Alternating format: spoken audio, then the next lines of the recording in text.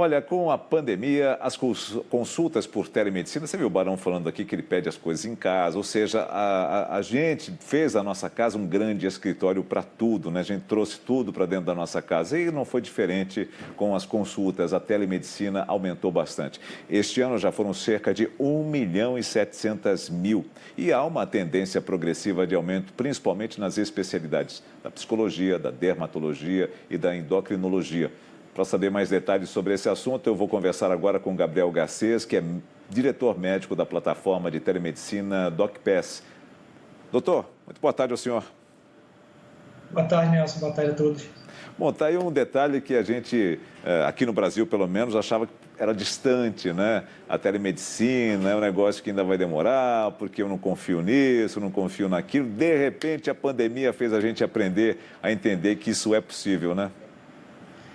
É verdade, a pandemia ela fez a gente encontrar novos normais em todas as áreas, né? E na medicina não foi diferente. Essa tendência da telemedicina já é uma coisa bastante antiga. A Associação Americana de Telemedicina, que surgiu em 1993, deu um grande passo aí para a telemedicina e aqui no Brasil ela vem se desenvolvendo desde 2005, quando a Associação Brasileira de Telemedicina foi fundada. E de lá para cá vem desenvolvendo, a gente vem aprendendo bastante com as limitações da telemedicina, claro, e tentando passar muita informação também de que a telemedicina ela não vem para substituir a medicina presencial, né? Ela vem para complementar e ajudar a medicina presencial a ser mais resolutiva. O senhor acredita que essa é uma tendência, veio para ficar realmente?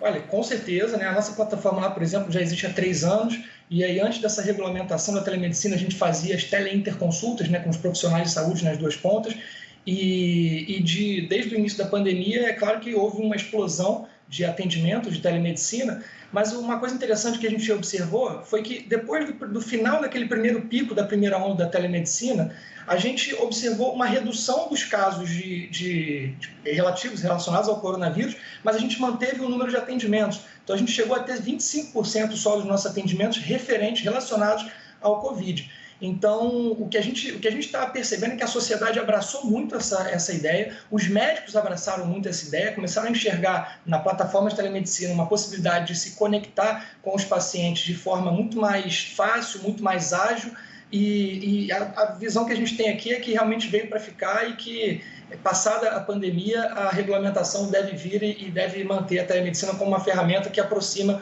os médicos e profissionais de saúde aos pacientes. É exatamente sobre a regulamentação que eu gostaria de conversar com o senhor agora, doutor Gabriel. Houve essa autorização emergencial do governo, né, para que a telemedicina acontecesse. Isso deve durar até o final desse ano. Há um consenso de que haverá uma aprovação definitiva? O Conselho Federal de Medicina vai trabalhar para isso? Como é que está o trabalho dentro das sociedades? Olha, o Conselho Federal de Medicina, no ano passado, 2019, ele já sinalizou uma possibilidade de regulamentar, claro que com restrições, né, visando aí as limitações da telemedicina, mas ano passado ele já tinha sinalizado sobre isso no dia 6 de fevereiro do ano passado. E aí a sociedade médica entendeu que era necessário ter um pouco mais de debate sobre isso, então 20 dias depois essa regulamentação voltou atrás, e aí a gente voltou a ter aquelas limitações de ainda não saber exatamente até onde a telemedicina poderia ir. E agora, com esse decreto emergencial, a gente teve a possibilidade de, nesses últimos 10 meses, aprender muito sobre a telemedicina e trazer para a nossa realidade aqui no Brasil o que a gente já via acontecendo lá fora, na Europa, nos Estados Unidos e principalmente na China.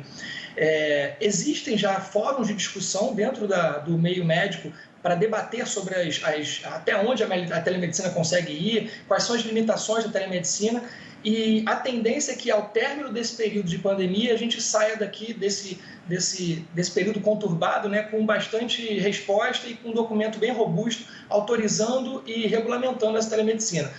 Acho que assim, o mais importante disso, Nelson, é que independente de como o Conselho Federal vai se comportar, o mais importante é que os próprios médicos e a sociedade já deram o aval, já deram o crivo de satisfação da telemedicina.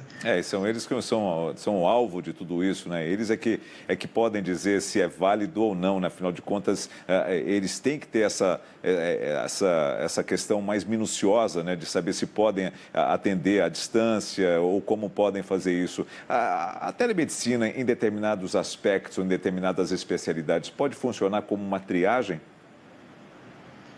Com certeza, né? A gente tem dentro da telemedicina, porque a telemedicina, né, hoje está sendo muito falada como as teleconsultas, né? Isso. Porque nesse período de pandemia todo mundo queria evitar a ida ao hospital e muitos casos realmente não eram necessários, mas precisavam de uma avaliação médica. Então a teleconsulta ficou muito em voga agora. Mas a telemedicina ela é um mercado muito amplo. Ela vai desde aquela mensagem de aplicativo de mensagens instantâneas que o paciente manda para o médico dele depois de uma cirurgia ou depois de uma consulta para tirar uma dúvida, isso já é telemedicina, e vai até esse serviço final, que é o serviço de teleconsulta mesmo, propriamente dita por vídeo, como a gente está fazendo aqui. A gente está se comunicando por vídeo, por áudio, e a gente consegue fazer uma grande parte do que se faz na medicina presencial. Desculpa? Não, pode falar, doutor. A telemedicina, como já vinha sendo feita aqui no Brasil, por exemplo, o telediagnóstico, né? Você vai fazer um exame de imagem num laboratório. O radiologista, quando ele pega aquele exame de imagem para laudar, não necessariamente ele está presencialmente ali. Isso daí faz parte também da telemedicina, né? Faz parte do telediagnóstico. Então, existe um leque de possibilidades dentro da telemedicina que, em todas as áreas, né, se você for ver, os bancos digitais, por exemplo, vieram para trazer tecnologia para os mecanismos de transferências financeiras e empréstimos. Dentro da saúde, a gente precisa também trazer a tecnologia para facilitar. A gente sabe que o Brasil é um país que, infelizmente, não são todos que têm acesso fácil à saúde, é um país continental, e a concentração de médicos, por exemplo, na região sudeste do país, dificulta muito o acesso ao médico dos pacientes do interior e do norte, do centro-oeste. Então, a telemedicina ela vem também ajudando a facilitar, né, facilitando esse contato entre os médicos e os pacientes das áreas mais remotas. O senhor tem razão, esse é um detalhe muito importante que o senhor lembrou, exatamente da concentração de profissionais em um determinado local do país, né? E com a telemedicina, com a teleconsulta, por exemplo, isso pode facilitar exatamente essa triagem, né? Um exame clínico, e vai levar para um profissional específico, ou seja, a pessoa já sabe o que vai procurar. O fato de os convênios médicos já disponibilizarem ali no seu aplicativo a questão da teleconsulta, isso também ajuda a melhorar ainda mais essa concentração de esforços para que a teleconsulta, a telemedicina possa se tornar efetiva? Sim, não tem dúvida. Hoje a gente tem como clientes lá algumas operadoras de saúde, e três das maiores operadoras de saúde nossas hoje têm uma curva de ascensão de volume de atendimento muito grande. Infelizmente, a gente tem aqui no Brasil dificuldade de acesso à saúde, né? Só 20% a 25% da população tem, por exemplo, acesso à rede suplementar de saúde, que são as operadoras, os planos de saúde. Mas esses 25% terem acesso, terem contato e enxergarem na telemedicina uma facilidade de contato com o médico, e não só com o médico, tá? Com o psicólogo, com o nutricionista, com outros profissionais da área de saúde, eu acho que isso daí facilita o entendimento do restante da população, né? E isso é até interessante frisar, porque enxergando que 75% das pessoas não têm acesso a planos de saúde, a maior plataforma de telemedicina hoje aqui desenvolveu um produto para o público final. Então, o público final que não tem plano de saúde hoje, ele consegue entrar na plataforma lá da DocPass, por exemplo, e comprar uma consulta, falar com o médico mesmo sem ter acesso ao plano de saúde. Então, quer dizer, eu acho que o plano de saúde ele veio ajudando a ter essa visibilidade, né, as pessoas enxergarem a telemedicina como uma ferramenta de facilitação, mas para aqueles que não têm plano de saúde, isso aí acaba servindo como exemplo e estimulando o uso também dessa ferramenta. Doutor, o senhor acredita, isso aqui eu vou sair um pouquinho dessa questão da monetização do serviço, indo para a parte mais pública. O senhor acredita que o SUS, por exemplo, poderá entrar nessa questão da teleconsulta, da telemedicina? Olha, não só poderia, como já está entrando, né? A Secretaria Municipal de Saúde do Rio de Janeiro, por exemplo, tem usado as teleconsultas para facilitar o programa de estratégia de saúde da família, né? A atenção primária, que é um programa super premiado, um programa super reconhecido no mundo inteiro, e que agora, usando a tecnologia, está facilitando o contato do paciente com a equipe de saúde dele, tanto a enfermeira como o médico dele. Então, quer dizer, o governo de Minas Gerais também chegou a usar a telemedicina para facilitar, principalmente, né, o contato do médico que estava lá no CTI com um ente de alguém que estava do lado de fora do hospital. Quer dizer, tem uma pessoa internada, o parente não podia visitar, não podia entrar lá no CTI por conta do risco de contágio do coronavírus, e usava-se a telemedicina para facilitar a comunicação entre o parente do paciente e o médico que estava lá dentro, né? Porque muitas vezes o parente não tinha respostas sobre o tratamento, não tinha informações.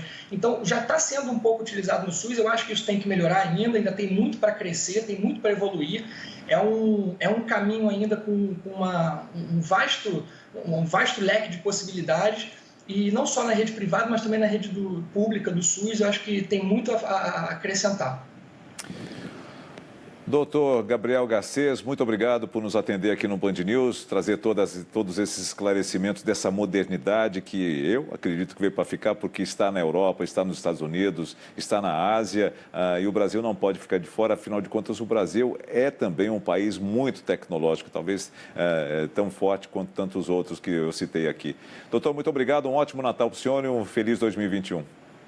Bom Natal para o senhor, bom Natal para todo mundo. E a gente que agradece a oportunidade de mostrar um pouco dessa nova tecnologia, dessa facilidade para todo mundo aqui na Band News. Obrigado.